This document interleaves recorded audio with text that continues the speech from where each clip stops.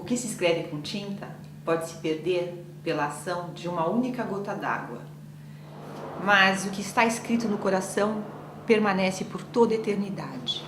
Provérbio tibetano.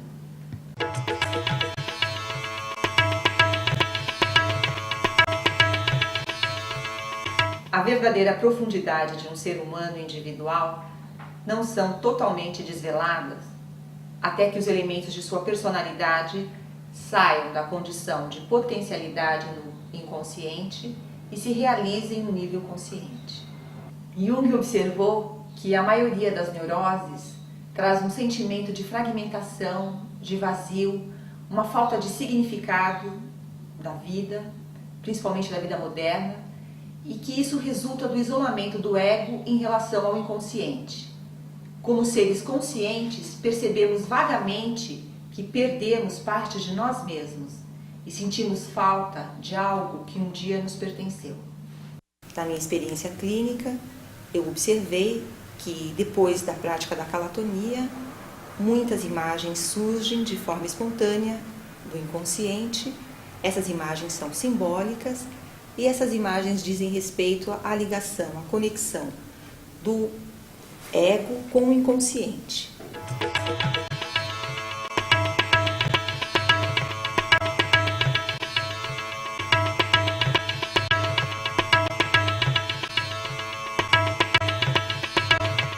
A base principal deste trabalho é a calatonia, que significa literalmente tônus adequado, regulação de tônus. Trata-se de uma técnica de relaxamento que pode possibilitar o emergir de imagens, tornando o indivíduo espectador de suas vivências internas. A mente consciente só consegue concentrar-se numa área limitada do nosso ser total. A arte pode ser uma força capaz de levar o homem além desse sentimento de vazio, porque a arte é uma linguagem capaz de estabelecer uma conexão com a alma, sendo capaz de compreendê-la. Então, realizados depois da calatonia, potencializa a criatividade, tornando possíveis a reconciliação de conflitos emocionais, também como um facilitador de uma autopercepção e do próprio desenvolvimento do ser. Em relação ao vazio existencial, o medo profundo que nós sentimos sinaliza sempre uma dependência psicológica, uma tentativa de nos protegermos, uma tentativa de sobrevivermos a esse vazio, a essa dissociação do ego com o inconsciente. Quando nós retomamos a nossa criatividade, é possível estabelecer novas atribuições e significados às experiências que foram então vividas. A sensação de incompletude se dá em todo ser humano durante seu desenvolvimento, mas principalmente nas grandes fases de transição, da adolescência para a velhice.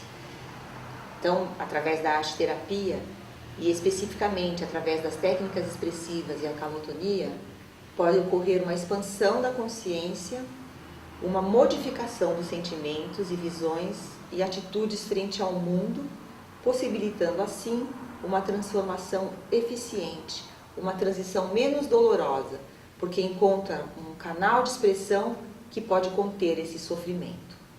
À medida que aprendemos a interpretar estes símbolos, adquirimos a capacidade de perceber a ação inconsciente dentro de nós. E as imagens simbólicas do inconsciente são a fonte criativa do espírito humano em todas as suas realizações. Ao pintar mandalas, é possível trabalhar o universo interior. Depois de uma sessão de calatonia, a mente entra em um estado de relaxamento, no qual as experiências traumáticas, os medos, as tensões podem ser transformadas, transmutadas e seu efeito tranquilizante pode concentrar a energia. Os símbolos abrangem os paradoxos, por isso são mais verdadeiros, mas jamais poderão satisfazer o intelecto, que vive para classificar e discernir. E o nosso corpo é extremamente desconfiado e assustado. E só gradualmente ele pode aprender a confiar nos próprios instintos, disciplinando-os numa base sólida para o amadurecimento da psique. A menos que ele se sinta amado, que as suas respostas sejam aceitas, a psique não tem fundamento da certeza nos instintos que ela precisa. Calatonia é uma técnica de relaxamento que foi desenvolvida pelo Peter Sandor, médico e psicólogo húngaro. Essa técnica começou a ser intuída durante a Segunda Guerra Mundial nos acampamentos da Cruz Vermelha, com os feridos, com os que tinham os membros amputados. Os toques que o Sandor começou a intuir como uma forma de relaxamento fez com que ele percebesse a correspondência cortical da perna amputada com um membro são. Posteriormente, no Brasil, na década de 50, Sandor começou a pesquisar e estudar psicologia profunda. Foi então que, a partir daí, ele realmente desenvolveu a técnica conhecida hoje como calatonia, que seriam 9 toques sutis nos pés, na perna e na cabeça. Esse estudo apresentado descreve as técnicas expressivas como uma contribuição à ampliação do entendimento e do desenvolvimento de uma outra via de acesso à psique humana. Na infância, nós temos o exemplo da Tayana. Tayana, ela tem uma curiosa origem, porque ela é descendente de alemães com chineses. Então, ela traz muito assim a questão, quem eu sou? Eu sou alemã ou sou chinesa? E então nós começamos a trabalhar essa questão da identidade, mediado pela calatonia e utilizando o recurso artístico da máscara de gesso do próprio rosto. A máscara de gesso do próprio rosto fossiliza e dá uma nova roupagem, trazendo à luz os aspectos que não eram integrados na consciência.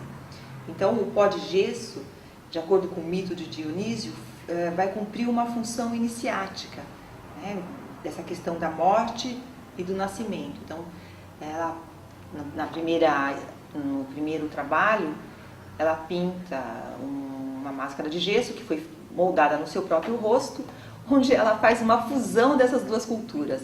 Ela pinta o cabelo loiro e o rosto extremamente chinês, né? Então, assim, quem eu sou? Eu não sou nem chinesa, nem alemã. Na verdade, eu sou uma chinesa alemã. E sempre depois da calatonia, eu faço alguma representação do que eu senti, né? A partir da calatonia. E hoje eu fiz um trabalho com barro, representando um homem e uma mulher. Eles estão entrelaçados, né? Ela, na verdade, está apoiada nele, né? No caso da Sueli, nós estamos trabalhando com uma adolescente que está vivendo a questão do relacionamento afetivo, do relacionamento consigo mesmo, tentando resgatar. E eu não sei exatamente assim por que eu fiz isso, né? Mas eu acho que é porque eu ainda tenho essa ideia de que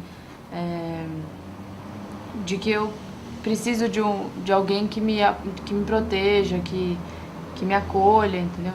Na primeira sessão, ela fez, depois da sessão de calatonia, ela fez uma escultura de uma concha, mas uma concha aberta e com uma mulher se formando, uma mulher em formação. É muito curioso, ela não colocou o corpo inteiro, ela colocou um corpo em formação dentro de uma concha. É quase que como se ela precisasse ser acolhida para poder realmente se transformar. E é por isso que eu acho a calatonia muito interessante, assim, para mim, porque ajuda eu a despertar as partes de mim que estão escondidas, né? Uns lados meus que eu nunca procurei entender, nunca procurei saber. E acho que até por medo, né, eu nunca quis procurar. A Suelen, ao modelar o barro, ela não vai buscando imagens, ela não vai retratar algo que ela viu, que ela percebeu, mas ela deixa emergir do próprio barro a imagem. O contato com o barro faz com que ela entre em contato com o material inconsciente da psique. E aí, então, ela pode estabelecer um diálogo com esse material inconsciente, né? Então, fica muito claro a questão que ela está buscando integrar. Aqui hoje a gente fez uma sessão de calatonia e durante a calatonia me veio a imagem de uma águia, né, no início, e essa águia, na hora eu pensei, que representa essa águia para mim, né? Primeiro representou meu pai, e o meu pai tinha uma expressão brava, né, facial. A Helena, retratando a metanoia, que seria a segunda fase da vida, onde ela vai trabalhar os aspectos que ficaram pendentes, né? Ela já tem uma profissão, já casou, já tem a filha, já tem uma fundação sólida. E aí então ela vai resgatar aquilo que ficou pendente, que é essa águia aqui, né? Que eu só via, tentava ver se ela tinha as asas abertas ou fechadas, mas eu só via a cabeça da águia, né? Sempre com uma coisa bem marcante no olhar, realmente de que estava um olhar atento, um olhar bravo, um pouco hostil às vezes, né?